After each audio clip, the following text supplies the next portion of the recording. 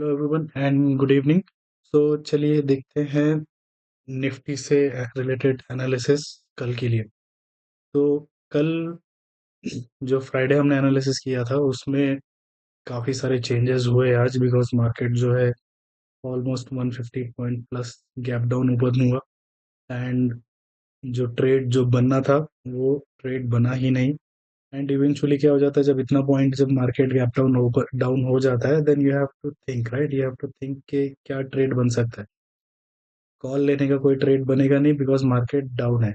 And put लेने का कुछ बनेगा नहीं because already 170 points market down है, तो क्या लोगे। So this is the immediate question जो है वो हमको पूछना पड़ेगा अपने आप को।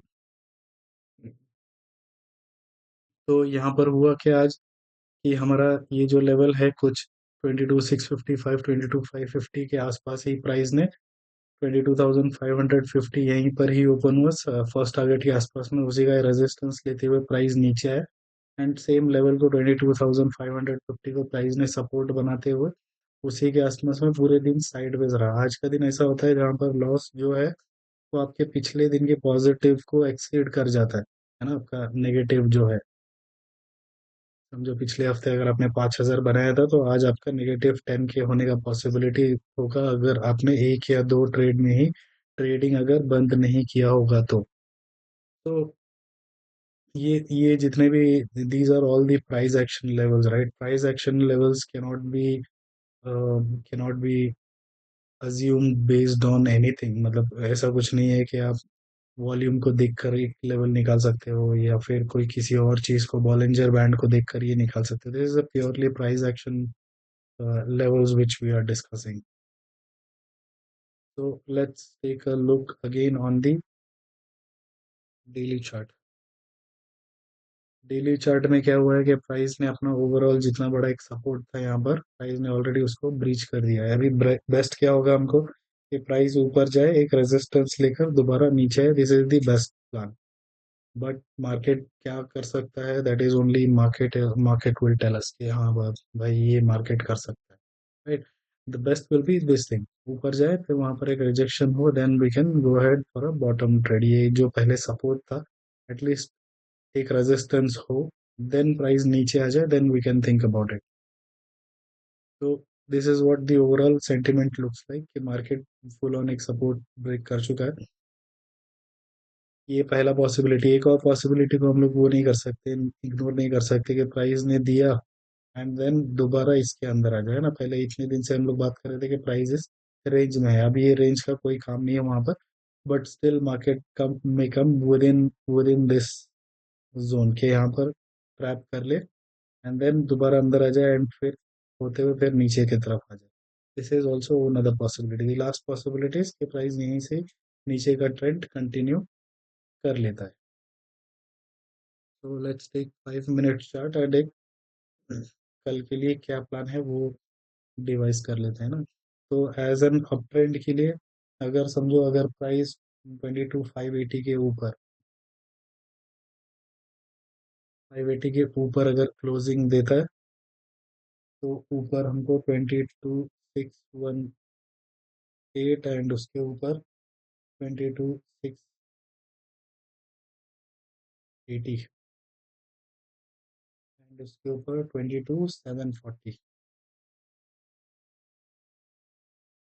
ये तीन टारगेट ऊपर की तरफ दिख सकते हैं। These are also the point of resistance in the market. यहाँ पर एक रेजिस्टेंस है जहाँ पर शॉर्ट अपॉर्चुनिटी के लिए देखा जा सकता है, ट्राई किया जा सकता है। एंड इसके ऊपर हम लोग एक लॉन्ग के लिए प्लान कर सकते हैं। Be very careful, half quantity के साथ ही जाना है बिकॉज मार्केट का ट्रेंड नेगेटिव है। बट स्टिल क्योंकि हम लोग एक पुल बैक का वेट कर रहे हैं तो उस पुल बैक का एडवांटेज लिया जा सकता है। अगर आपको ये वाला ट्रेड नहीं करना है, you can always go for these levels, है ना। वेट, यहाँ पर वेट करना है, यहाँ कहीं पर एक एक रेड कैंडल बनाए या फिर कुछ इस तरह का एक कैंडल पैटर्न बनाए,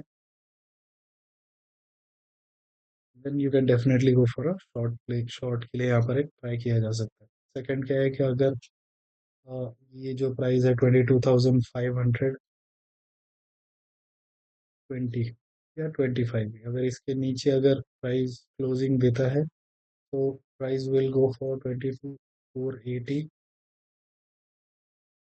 22 420, and the third one will be 22, sorry, 22 360। ये इन तीन लेवल के तरफ नीचे जा सकता है। So with that being said, thank you for watching. See you all in the what you call next video, which will be tomorrow, है ना। तो बैंक निफ्टी का भी हो सके तो मैं यहीं पर ही कवर कर लेता हूँ क्विकली, सो दैट।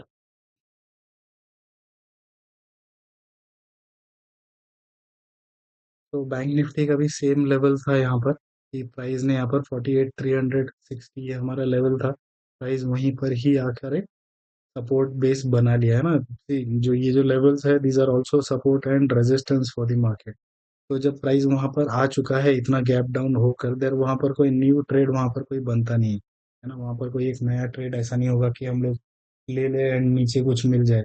बहुत रेयर ओकेजन्स होगा कि प्राइस नीचे के नीचे ही चलता जाए। There has to be a good reason for price to do that, है ना। बड़ा रीजन कुछ बड़ा होना चाहिए ना, वॉर हो गए या फिर ऐसा कुछ सिचुएशन होगा जहां पर इतना गैप डाउन होने के बाद नीचे की तरफ कंटिन्यू करे, तो वहां पर हमको एक कॉशन लेना है। भले ही आपने कुछ एक ट्रेड लिया हो, ऐसा लेना है, चुपचाप बैठ जाना है बाहर। तो लेट्स सी कि यहाँ पर हमको क्या क्या कुछ एक लेवल्स के ऊपर हम लोग बात कर सकते हैं। तो इन केस अगर प्राइस 48,745 इसके ऊपर अगर चलता है, तो this will be our 49,030 and 49,495। ये दो टारगेट ऊपर की तरफ दिख रहे हैं। टारगेट के साथ साथ अगर मैं बताऊंगा ये रेजिस्टेंस है ऊपर, एंड इसके नीचे ही हमको कोई एक शॉर्ट अपॉर्चुनिटी मिलेगा, which will be around 48 to 80 के नीचे। 280 या 300 इसके नीचे अगर प्राइस चला जाए, देन 47,995, 47,530, ये दो टारगेट नीचे की तरफ दिख रहे हैं अगर प्राइस इसके नीचे ट्रेड होने लगे तो। अगेन दीज आर दी, ये जो लेवल है ये थोड़ा एक प्राइस यहाँ पर रिएक्ट करेगा, बिकॉज ये पिछले दिन का लेवल है ना। तो समझो अगर प्राइस सीधे ही गैप अप ओपन हो जाता है, then either on bank Nifty और निफ्टी दोनों में सेलिंग अपॉर्चुनिटी देखना है, दोनों में। अगर गैप अप समझो 100 पॉइंट ऊपर ही खुलता है, देन वहीं पर ही पहला रेड कैंडल को सेल बना के we can set on that short trend. So thank you very much, thank you for watching, and see you on in the next video tomorrow.